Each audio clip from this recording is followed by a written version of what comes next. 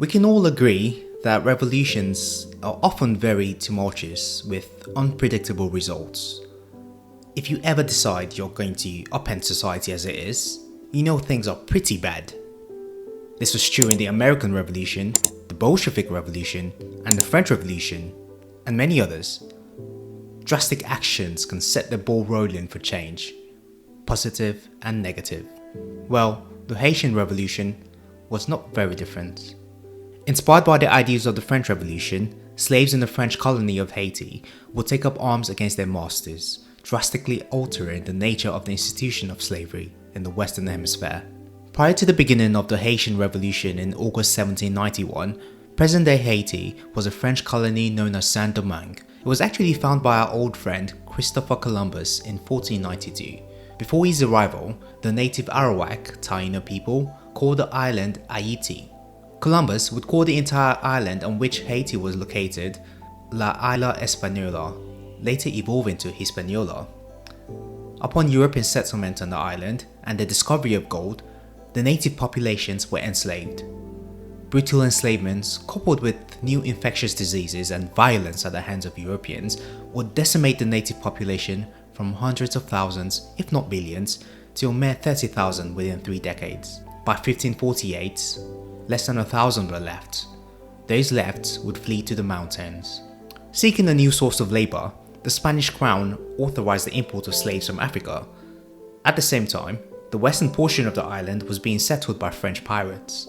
Conflict between the French and Spanish over the territory would lead Spain to cede the western third of the island of Hispaniola to France in 1697. This portion was called Saint-Domingue.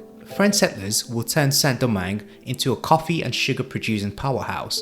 By the 1780s, it was estimated that nearly 40% of Britain and France's sugar was produced in this territory, and about 60% of coffee worldwide came from this country. The colony became the wealthiest in the Caribbean.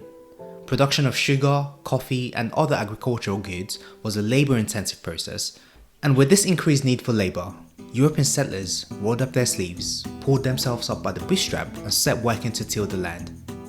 Right? Right? Well, you already know. They didn't. The French colonial government would make up for the labor shortfall by importing slaves from West Africa. Conditions were terrible, worse than in any other part of the Caribbean. With an estimated mortality rate of 7% annually, the ruling class would have to import more slaves to replace the dying. All this was done despite the 1685 Code du Noir by Louis XIV, which attempted to regulate the treatment of slaves by their masters in French colonies. It had provisions such as mandating a slave should be baptized and educated in Catholic faith. It prohibited masters from forcing their slaves to work on Sundays and religious holidays. It would also prohibit the slaves from owning property and stipulated the conditions for their freedom. Slaves were often whipped, tortured, amputated. The maltreatments and malnourishments, coupled with diseases, would cause many to die out over the centuries. The poor treatments would also lead many slaves to escape, often to the mountainous areas of Saint-Domingue. These slaves, known as Marines, sometimes settled with the remnant Arawak Taino natives. But before the actual revolution took place in 1791, the enslaved population had made previous attempts to revolt, one of the first being the Santo Domingo slave revolt, an uprising on a sugar plantation in 1521 against the governor of the colony and son of Christopher Columbus, Diego Colon. Led by Wolof leaders, they aimed to kill the Spanish masters and take over the land. The slaves attacked the plantations and their masters. However, they were unsuccessful, and the uprising was crushed, leading to the instituting of new laws to prevent further uprisings. Another attempt at revolution took place in the 1750s, led by a runaway slave called Macandal. They successfully poisoned plantation owners, their animals, and other slaves even. These were often slaves who they deemed couldn't be trusted. Not much is known about Macandal, but he was probably born in West Africa. Later on, the torture of a fellow slave would lead to his capture, after which he was burned at the stake. On the night of August 14, 1791, a secret religious ceremony was conducted. In attendance were 200 slaves representing their respective plantations. A maroon voodoo priest, Dr. Buchman, and the priestess, Cecile Fatiman, led the ceremony during which plans about the uprisings were rehashed and a pig was slain in a voodoo ritual. Whether the ceremony actually took place or not, we'll never know. It does, however, point to the cohesion that existed amongst the enslaved.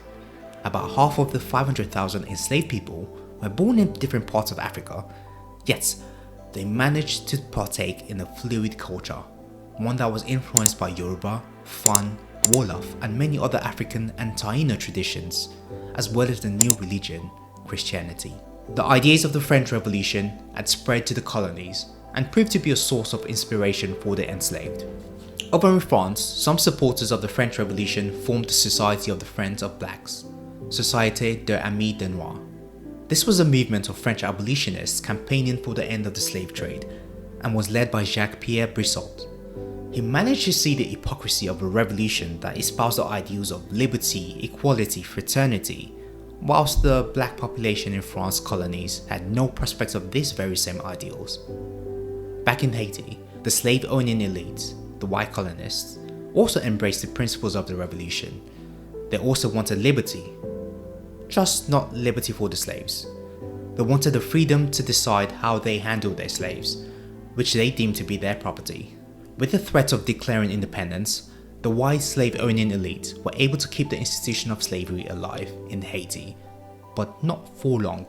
On the 21st of August 1791, the revolt broke out. Black slaves took up arms and killed their masters and burned their plantations. In 1793, the Grand Blanc, the upper echelon essentially, who ruled Haiti, hoping to maintain slavery, allowed for the British to seize the colony.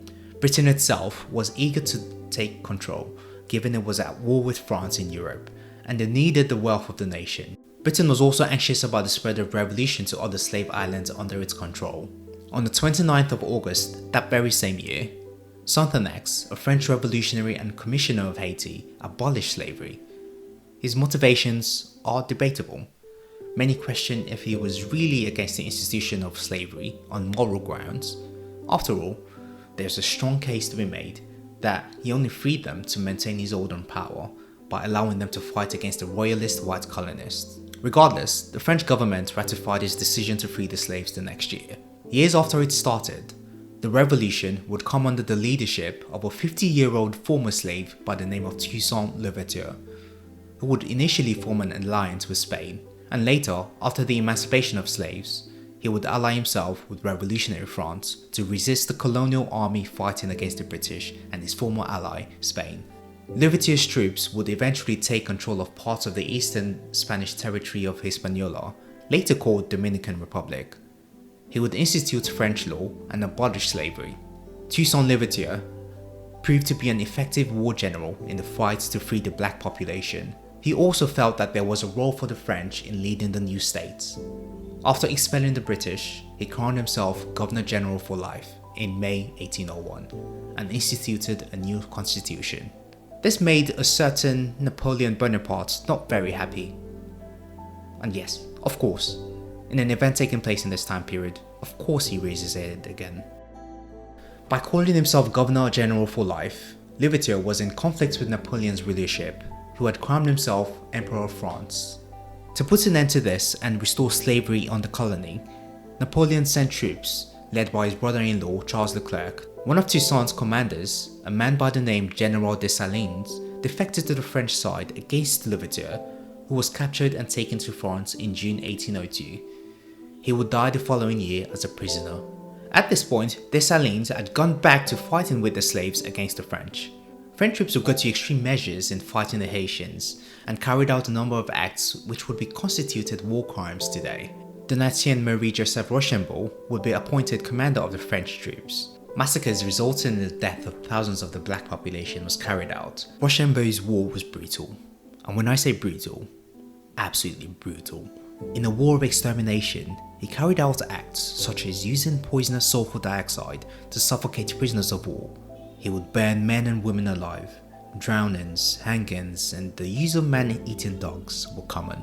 The campaign by the French troops to regain control of the territory was however unsuccessful, with many dying in combat and disease.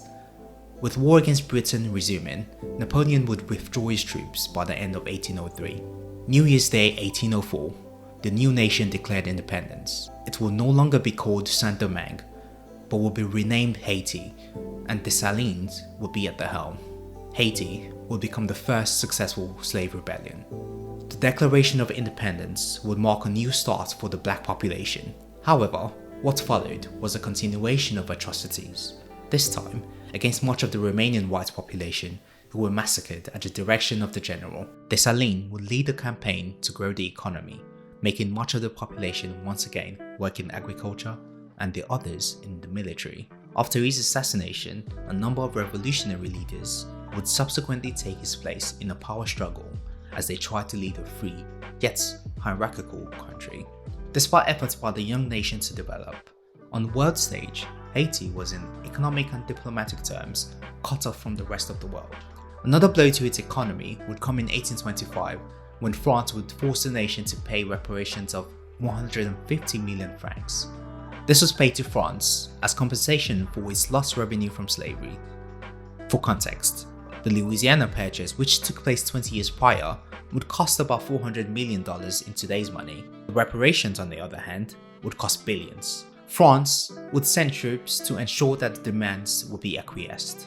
After 122 years and with 90 million francs paid, the final payments were still being made in 1947 to suspected American investors. Additionally, the United States, worried about the status of its own slave states, would not recognize the nation until 1862 after the Southern secession. The impact of such a debt burden of this magnitude would be ruinous to the economy of any country. For a young fledgling republic like Haiti, it would be even more significant. With little access to financing, Haiti would remain underdeveloped for a very long time, leaving its people vulnerable to violence and occupation, such as that undertaken by the United States in 1915, following the assassination of its president. Modern Haiti continues to struggle for peace and prosperity, whilst it faces an ongoing hierarchical system that, politically at least, places the mixed-race Creole population at the top. Political turmoil has been a recurring theme with assassination of political figures, even as recently as 2021. Yet, the legacy of Haiti's revolution is one worth emphasizing. Its complex nature, as evidenced by its intermittency and shifting alliances, would be significant. In the years following 1804, uprisings in other slave states would become commonplace in places like Latin America and the Caribbean. Countries such as America, Britain, and France would make great strides to eliminate slavery. Britain would end the slave trade in 1807 and abolish slavery in 1833. France would abolish slavery in 1848, and America would not do so until 1865 when the South seceded. All this to say, when you speak of revolutions, Haiti's should never be forgotten, and neither should the lives of hundreds of thousands of Africans and Taino people, as well as the leaders who strove for independence.